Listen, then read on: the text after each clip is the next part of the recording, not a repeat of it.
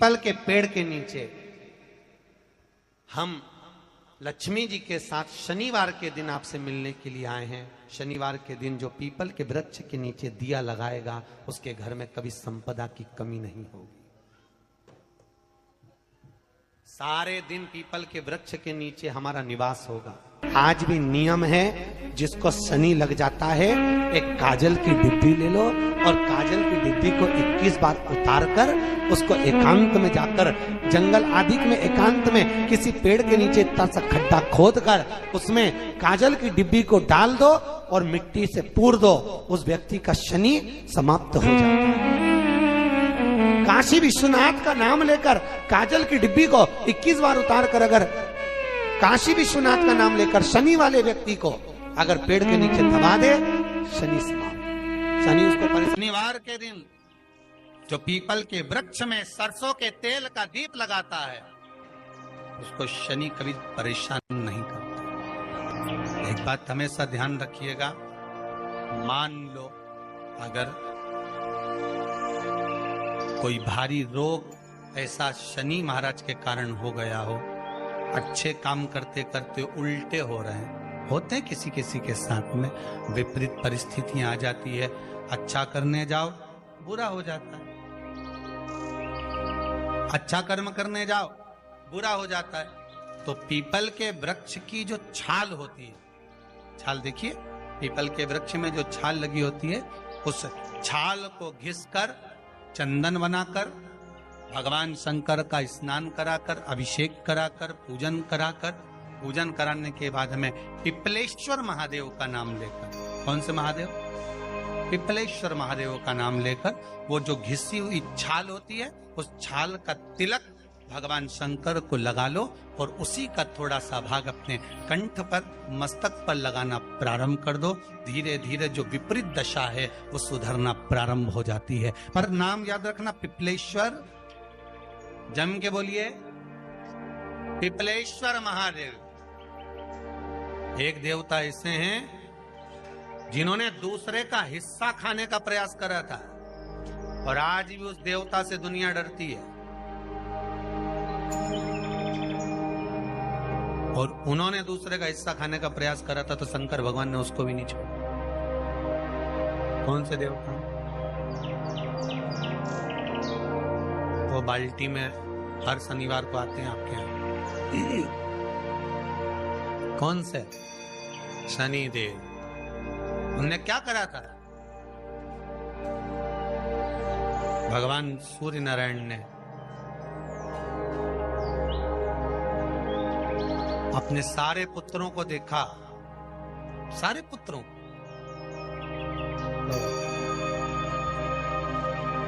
सारे पुत्रों को देखकर आज मेरे सूर्य नारायण भगवान बड़े सुखी, बड़े प्रसन्न। मेरा पुत्र शनि भी श्रेष्ठ है, मेरा पुत्र यम भी श्रेष्ठ है, सब ठीक है। आज भगवान सूर्य देवता ने अपने पुत्रों को बुलाकर कहा, आज मेरा मन कर रहा है कि मैं सारे लोगों का राज्य अपने पुत्रों को बांट दूं, सबको अपना अपना हिस्सा दे दूं। शनि महाराज जी को भी हिस्सा दे दिया गया। अब जब शनि महाराज जी को हिस्सा दे दिया तो शनि महाराज जी संतुष्ट नहीं हुए। दुनिया में ऐसे लोग बहुत सारे हैं जो संतुष्ट बहुत कम हो पाते हैं। शनि देव के मन में संतुष्टि नहीं हुई। जब शनि देव के मन में संतुष्टि नहीं हुई तो शनि महाराज उसी समय पर अपने सारे भाइयों का हिस्सा बटोरने लगे, उस पर कब्जा करने लगे। कब्जा करने लगे तो सूर्य देवता की आंख में जल भर गया। कितना तेजवान सूर्य नारायण, कितने तेजवान, कितना तेज भगवान सूर्य के पास में था। पर शनि महाराज को देखकर आज रो रहे हैं। शनि महाराज को, शनि महाराज ने अपने भाइयों के इस हिस्से पर क्या कर लिया? सूर्य नारायण भगवान की आंखों में जल भर गया कि मेरा पुत्र ऐसा कर रहा है। शनि को बुलाया सूर्य नारायण भगवान ने, समझाया पर नहीं माना। किसी किसी की नियत होती है कि इसको इतना कैसे दे दिया, अम्मा ने इसको इतना कैसे दे दिया, पिताजी ने इसको इतना कैसे दे दिया, मैं तो कब्जा करूंगा, दुकान नहीं छोड़ू, घर नहीं छोड़ू, ये नहीं छोड़ू, वो नहीं छोड़ू। मत छोड़, एक दिन संसार छोड़कर जाना पड़ेगा। तब कहीं जमीन जायदाद छाती पे बांध के ले जाएगा। नहीं माने तो सूर्य देवता ने अपने गणों को भेज दिया, जाओ जरा शनि महाराज को जरा हटाओ वहां से। शनि महाराज को गुस्सा आया और शनि महाराज ने उन सारे गणों को नष्ट कर दिया।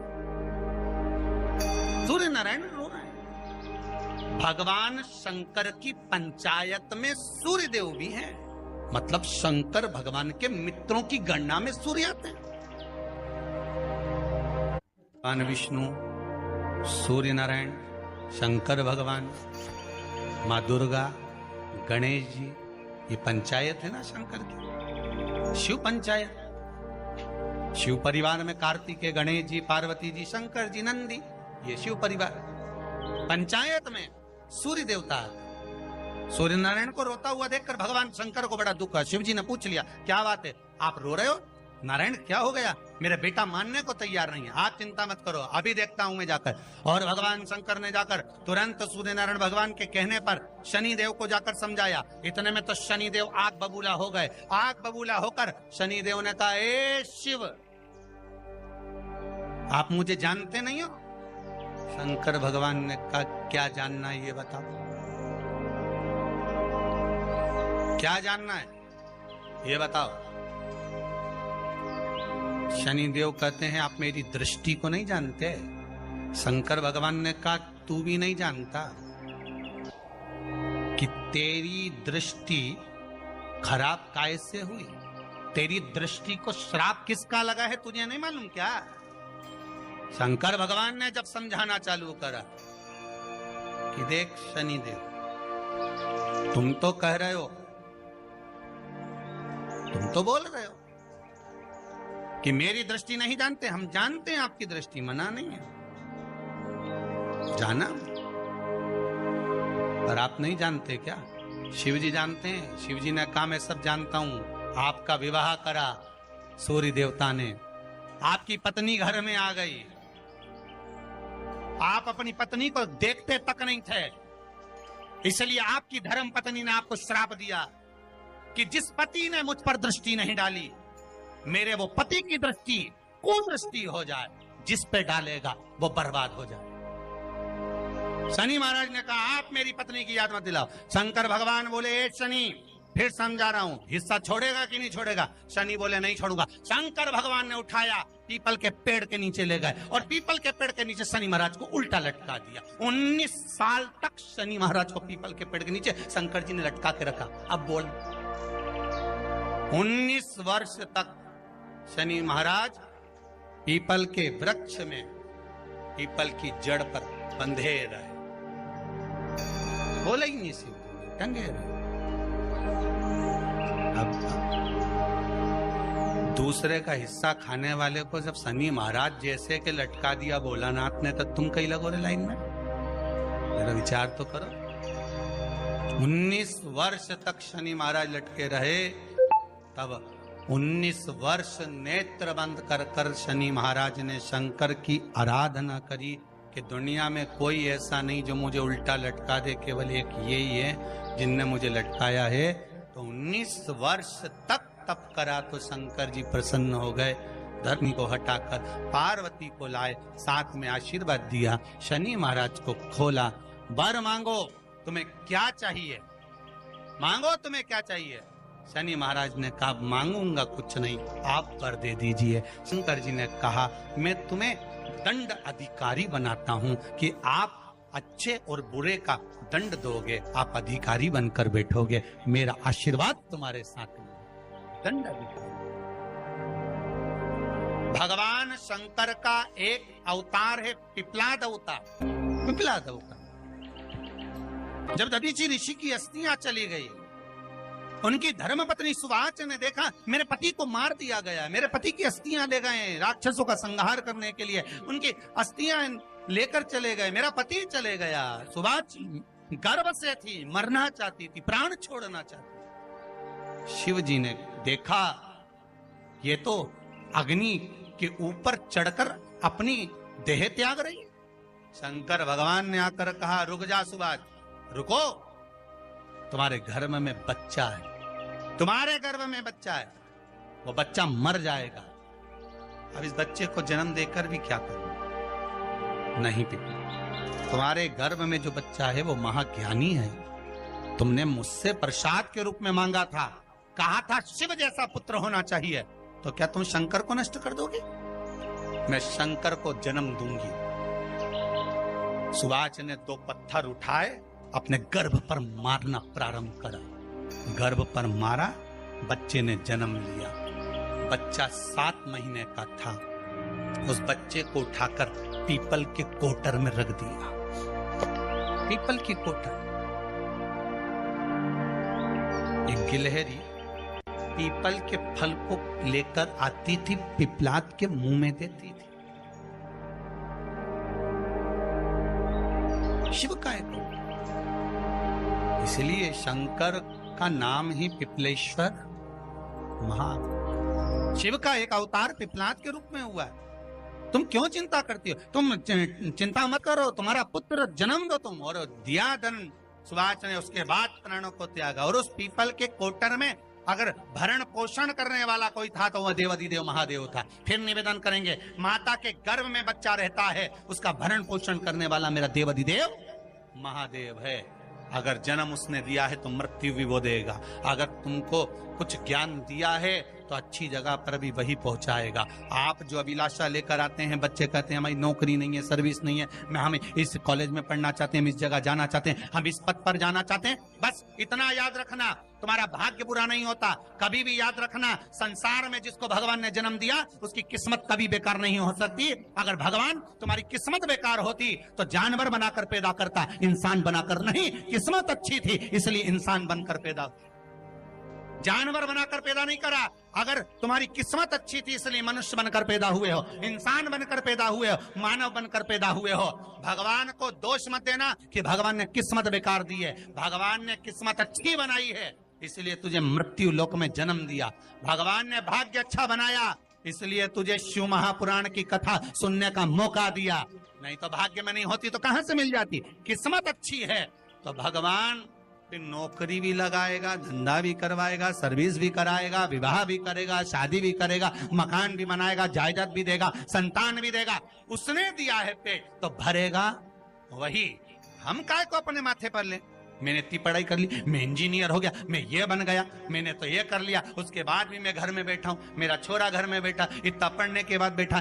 जन्म उसने दिया है, भाग्य उसका है, किस्मत उसकी है, तो कहो उसको कि शंकर का भजन कर, मंथन करे, मक्खन निकलेगा और घी भी जरूर बने। हारना मती।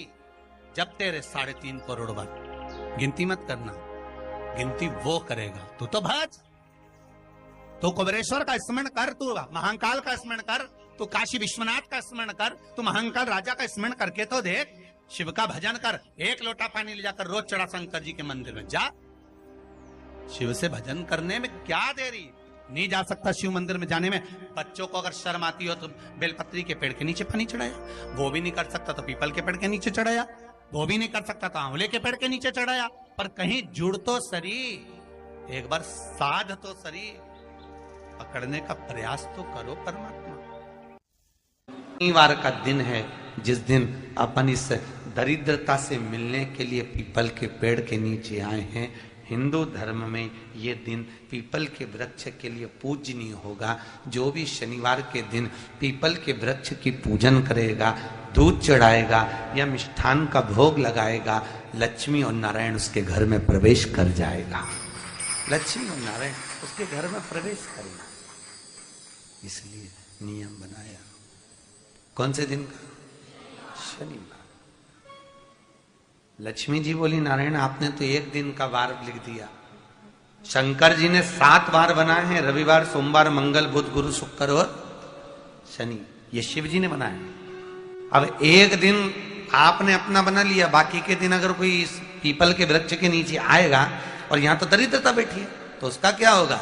भगवान नारायण बोले, सुन दरिद्रता, तेरे से एक विनती है, अगर कोई भी मनुष्य इस पीपल के पेड़ के नीचे अगर 7 दिन में आता है और उसके हाथ में अगर कोई सामग्री होती है तो तू उसके घर में प्रवेश नहीं करेगी। नियम है पीपल के वृक्ष का, या तो पानी का लोटा लेकर जाओ, कुंकू का चोपड़ा लेकर जाओ, शक्कर लेकर जाओ, या पेड़ के नीचे चींटी को डालने के लिए आटा ले जाओ, पर खाली हाथ पीपल के वृक्ष के नीचे कभी मत जाओ, कभी नहीं जाओ। खाली हाथ जाओगे तो दरिद्रता तुम्हारे घर में प्रवेश करेगी। दरिद्रता उठकर खड़ी होकर बोली, नारायण तुमने अपनी मनमानी करी है, एक दिन मुझे भी मेरा चाहिए। भगवान ने कहा बोल कौन सा दिन चाहिए। दरिद्रता कहती है रविवार के दिन इस पीपल के वृक्ष के नीचे मैं दिन भर नृत्य करूं, इसमें रहूं, और जो यहां आए रविवार को मैं उसके घर में प्रवेश करूं। भगवान ने कहा ठीक है। दरिद्रता रविवार का दिन एक ऐसा दिन रहेगा जिस दिन तू इस पीपल के वृक्ष के नीचे नृत्य करेगी और जो आएगा इस पीपल के वृक्ष के नीचे तो उसके साथ प्रवेश करेगी। मैंने तुझे वर दिया। इसलिए हमारे यहाँ केवल पीपल का वृक्ष अगर दीवार में भी लग जाता है ना, किसी की फैक्ट्री की दीवार में, किसी के घर की दीवार में पीपल का वृक्ष अगर लग जाता है, पीपल का पौधा लग जाता है, उसको कितना भी तोड़ लो वो वापस लग जाएगा। फिर तोड़ोगे फिर लग जाएगा। अगर पीपल के पौधे को तोड़ना है तो केवल रविवार का दिन एक नींबू, एक मिर्ची और बमूल का कांटा, ये 3 चीजें रखने के बाद में आधे घंटे बाद रविवार के दिन पीपल के पेड़ को उखाड़ कर फेंक दो। दूसरी बार कभी पीपल दीवार में लगता ही नहीं, कभी नहीं लग सकता। केवल एक रविवार का, केवल एक संडे, इतवार का। घर में दीवारों पर अगर पीपल लग भी गया है, इसलिए पीपल के वृक्ष को उखाड़ने का, अगर घर में पीपल लगा हुआ है या पीपल का पौधा हमारे घर में लग गया, उसको उतारना, निकालना, लगाना, तो पीपल के वृक्ष को अगर निकाला जाता है तो रविवार के दिन, और अगर पीपल के वृक्ष को कहीं लगाया जाता है तो सोमवार के दिन या मंगलवार के दिन, बुधवार के दिन, इन दिनों में लगा सकते पीपल के वृक्ष कहीं लगाना। शनिवार का दिन एक ऐसा दिन होता है जिस दिन पीपल के वृक्ष को कहीं जाकर लगाया नहीं जाता, क्योंकि शनिवार के दिन पीपल के वृक्ष के नीचे लक्ष्मी रहती है। हम अपने हाथों से अगर पीपल का वृक्ष किसी दूसरी जगह पर शनिवार को रोपित करते हैं तो हमारे घर की लक्ष्मी अपने घर से छिन्न होकर चली जाती है। इसलिए शनिवार के दिन पीपल लगाया नहीं जाता, किसी के घर जाकर उसको वापस पलटा नहीं जाता। लग गया उसको डाल। प्रभु मेरी धर्म पत्नी को कहाँ रखूं आप बताओ। वो तो जहां यज्ञ होता है, अनुष्ठान होता है, दान होता है, पुण्य होता है, सत्कर्म होता है, वहां जाने को तैयार नहीं। अब करूं क्या। भगवान ने बोला एक काम करो। दुर्वासा जी बोले जिसके यहां रात्रि में बर्तन झूठे पड़े रहते हो उसके घर में इस दरिद्रता को लेकर तुम प्रवेश कर जाना। जिसके यहां रात्रि में बर्तन झूठे पड़े हो वहां लेकर प्रवेश कर जाओ। दूसरी जगह दुर्वासा जी बोले जो स्त्री घर में दोपहर के समय पर सो रही हो उसके घर में इसको लेकर प्रवेश कर जाइए। जो स्त्री दोपहर के समय में घर पर सो रही हो इस दरिद्रता को लेकर प्रवेश कर जाइए। तीसरा, जिसके यहां पर दरवाजे पर कांटे वाले पौधे लगे हों उस घर में इस दरिद्रता को लेकर प्रवेश कर जाइए। दरिद्रता कितनी सुंदर बात कही है। दाता और विधाता कौन कौन? दाता और विधाता। लक्ष्मी और दरिद्रता के सगे भाई हैं। कौन कौन?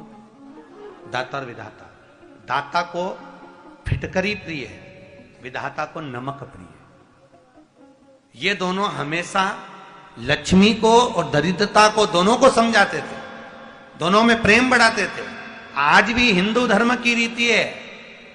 यहां तो ठीक है, जिसके यहां पर भी अगर थोड़ी सी भी परेशानी होती है, थोड़ा सा क्लेश होता है, अशांति होती है, लक्ष्मी नहीं टिक रही हो, काम नहीं बन रहे हो, बहुत प्रयास करा जा रहा हो और हमारा कार्य नहीं होता, तो क्या करते हैं? फिटकरी और नमक को पानी में डाल देते हैं और घर में पोछा लगा देते हैं। आप लोगों ने आजकल फेसबुक पे भी पढ़ा होगा, व्हाट्सएप पे भी पढ़ा होगा। तो क्यों लिखा उसमें? उसका कारण ही केवल ये है कि दाता और विधाता की प्रियता उसमें।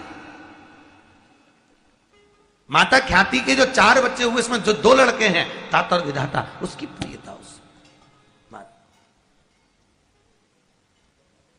उसकी पूर्णता। अब दुर्वासा जी बोले अपनी धर्म पत्नी को वहां लेकर, जहां कांटेदार पौधे लगे हों वहां पर लेकर प्रवेश कर जाइए। कांटेदार पौधों में उस दरिद्रता का निवास हो गया। आए जब कष्ट,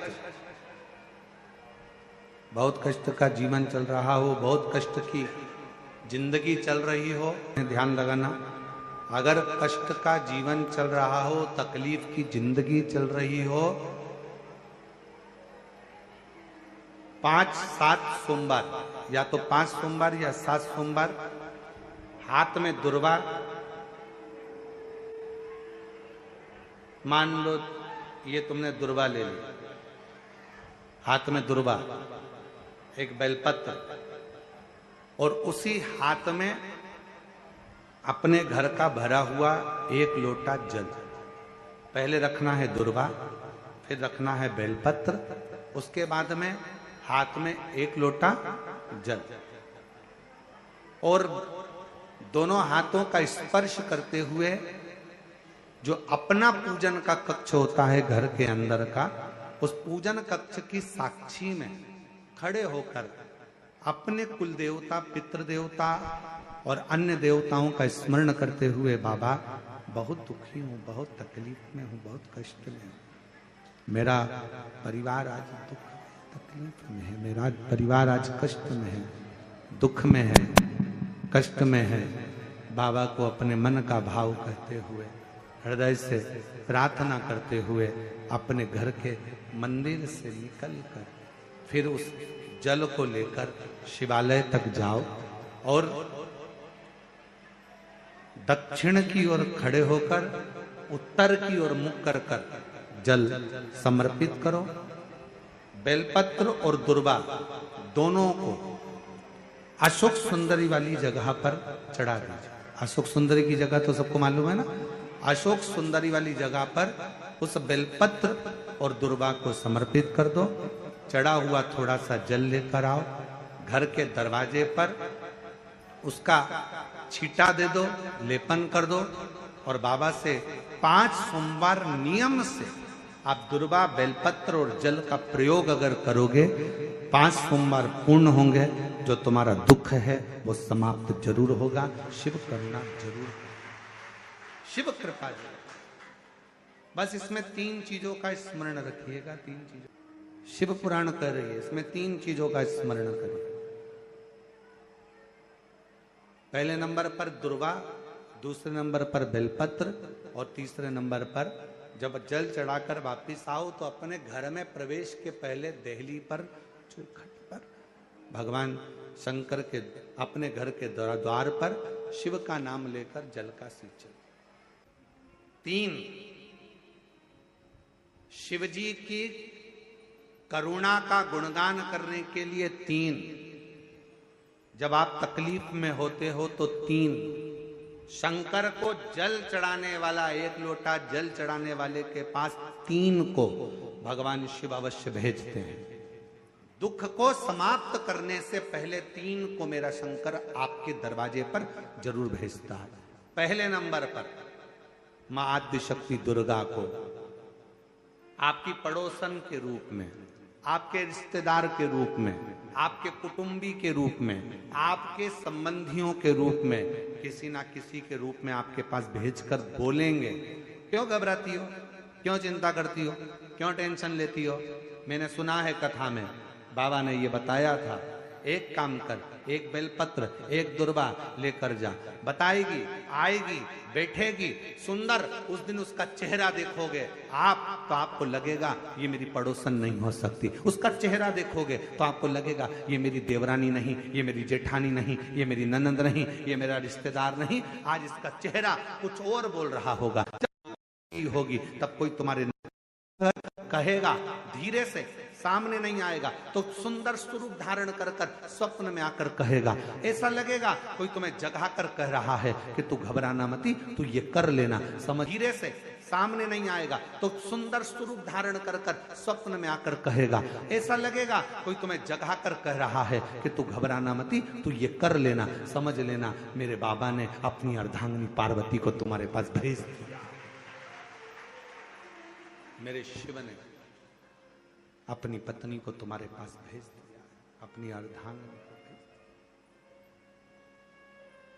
दूसरे नंबर पर मेरे भोले बाबा, मेरे शंकर, मेरे त्रिकालदर्शी, मेरे करुणा सागर, मेरे शंकर दूसरे नंबर पर अपने गण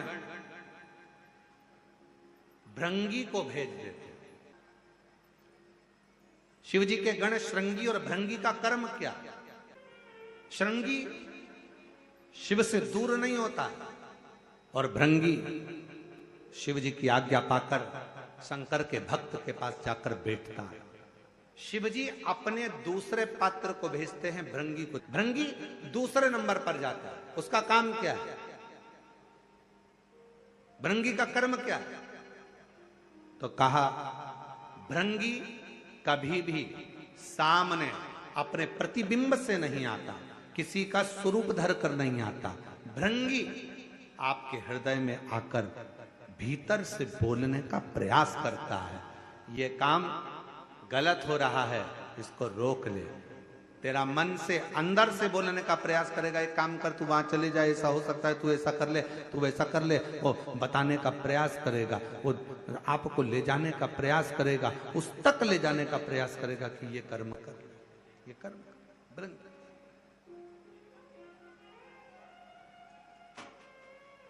दूसरे नंबर पर भृंगी आपके मन की वाणी को शिव तक पहुंचाने का प्रयास करेगा।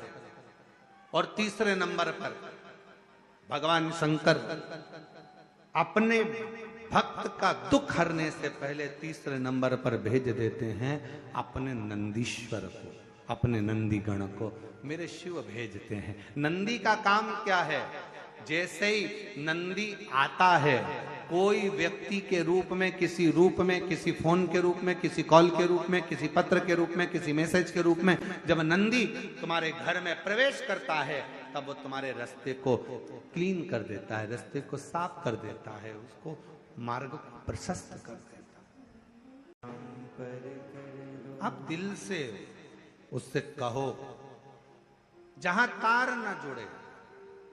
कोई कई जगह कहे ना, अभी हमने कहा कि हमारे बच्चे कहे यहाँ पर सिग्नल मिल रहा है, कोई कहे वहां सिग्नल मिल रहा है। अगर सारी दुनिया से हार गए तो फिर एक जगह पर जाकर सिग्नल मिलाना। एक बार शिव महापुराण की कथा में पहुंचकर बाबा देवादिदेव महादेव से अपने मन की बात कहकर कभी योग बन जाए तो उस कथा में आसन बिछाकर जमीन पर अपना आसन डालकर ये नहीं सोचना कि मैं वीआईपी कितनी हूं, मुझे कहां बैठना चाहिए, कहां रहना चाहिए। एक बार उस पवित्र प्रांगण में जहां बाबा की कथा हो रही हो, जहां बाबा कुबेर भंडारी का आनंदमय कथा कर तत्व ग्रहण करने को मिल जाए, वहीं पर रात्रि विश्राम कर कर बाबा से अपने दिल की बात कहकर अपने मन की बात जरूर कहना। ये निश्चित है मेरे बाबा से तुम्हारा सिग्नल जरूर मिलेगा और शिव आपकी बात को स्वीकार जरूर, शिव सुनेगा। भगवान देवादिदेव महादेव को जल चढ़ाते हैं, उसके 5 अलग अलग तरीके हैं। बहुत सावधानी से सुनना कथा, आपकी और हमारी जिंदगी की सार्थकता को सिद्ध करने वाली कथा। आज पंजाब की इस पवित्र भूमि पर अगर यह प्रसंग निकला है तो इसको आप अगर सुनेंगे तो आपका जीवन सार्थक होगा। शिव जी को 5 तरह से जल चढ़ाने का तरीका है। जैसे पंचामृत होता है, दूध, दही, शहद, घी, शक्कर, ये सब पंचामृत के अंतर्गत आते हैं, उसी तरह शंकर जी को 5 तरह से जल चढ़ाने का क्रम वर्णित किया गया। अब उसको समझेंगे, बहुत सावधानी से समझिएगा। पहला, जल लेकर आए, सीधे डायरेक्ट शंकर भगवान के शिवलिंग पर चढ़ा दिया। ये प्रथम जल का चढ़ाने का तरीका। दूसरा, जहां से पानी बहकर जाता है, जहां से जल बहकर जा रहा है, उसके ठीक विपरीत जल उत्तर में जा रहा है, आप दक्षिण में खड़े होंगे और दक्षिण में खड़े होकर उत्तर की ओर मुख करेंगे और शिव जी को जल समर्पित करेंगे। ये रोग मुक्ति करने वाला है और हमारे रोग पर हमें विजय प्रदान करने वाला है। ये जल चढ़ाने का तरीका। एक, सीधे मंदिर में गए, लोटा भर कर जल उठाया, शिव जी को चढ़ा दिया। दूसरा जल, जहां से पानी बहता है, शिव जी का चढ़ा हुआ जल जहां से बहकर जाता है, उसके ठीक विपरीत में शिव जी का जल इधर जा रहा है तो तुम यहां खड़े हो, तुम यहां बैठो, यहां मत बैठना, यहां मत बैठना, इधर बैठो। अगर रोग का निवारण है तो यहां बैठकर। तीसरा, अशोक सुंदरी से जल चढ़ाते चढ़ाते शिवलिंग तक लेकर जाना और शंकर भगवान के शिवलिंग पर पूर्ण जल समर्पित करना। ये तीसरा तरीका, ये कार्य की सिद्धता के लिए। हम जब किसी से आस न लगाकर परमात्मा से विनती करते हैं तो वो विनती करने का तरीका। तीसरा। चौथा, शिव जी पे चढ़ा हुआ जल 5 जगह पर समर्पित करना। गणेश जी, कार्तिकेय, अशोक सुंदरी, शिवलिंग और जलाधारी। ये चौथा क्रम है। जब जिस नारी का, जैसे मेरा नाम मोनिका है, मेरे पति का नाम संजय सिंह है, मैं दिल्ली स्वरूप नगर के निवासी हूं, मेरा फोन नंबर ये है। कहीं बैठी हैं? मैं बाबू को लाए हैं क्या? नहीं लाए? ठीक है, मैं प्रणाम करने के लिए लाई हूं। गुरुदेव, बाबा बाबा है, बैठी है बहन। शिव तत्व है। एक जल चढ़ाने का तरीका, शिव जी को हम जो जल चढ़ाते हैं उसका एक तरीका भी हमारी जिंदगी में अगर हमने उसको स्मरण में रख लिया तो हमारे कार्य की सिद्धता को सिद्ध कर देता, हमें सफलता की ओर लेकर चले जाता है। सीधे जल चढ़ाना, दक्षिण में बैठकर उत्तर की ओर मुख कर कर जल चढ़ाना, अशोक सुंदरी से लेकर शिवलिंग तक जल चढ़ाना, 5 स्थान पर गणेश, कार्तिकेय, अशोक सुंदरी, जलाधारी, शिवलिंग पर जल चढ़ाना 5 स्थान पर। ये चौथे नंबर का। और 5वां जल समर्पित करना।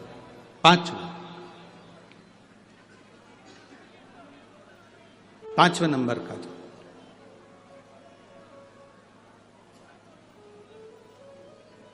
शिव जी को 5म नंबर का जो जल आता है, जो जलाधारी है, ऊपर जिसमें पानी भरा रहता है और नीचे एक एक बूंद टपकता रहता, जलाधारी में जल समर्पित कर कर उसी जल को बचाकर अशोक सुंदरी वाली जगह पर थोड़ा सा चढ़ाकर उसी में से जल शिवलिंग पर जब हम समर्पित करते हैं तो हम जिस कार्य के लिए जा रहे हैं वो कार्य सफल